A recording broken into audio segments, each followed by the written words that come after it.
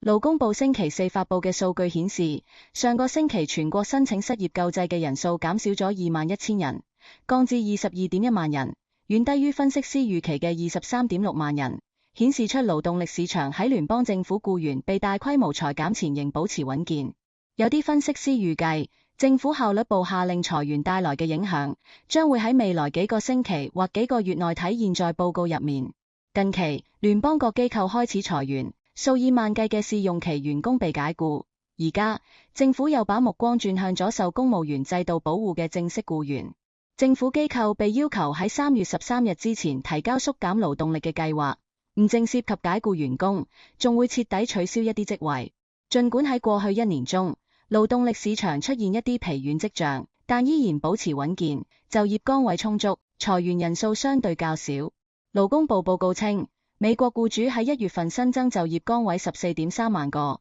遠低於去年12月份新增嘅 25.6 萬個。然而，失業率下降至 4%， 表明勞動力市場仍然非常健康。天下衛視記者編輯報道。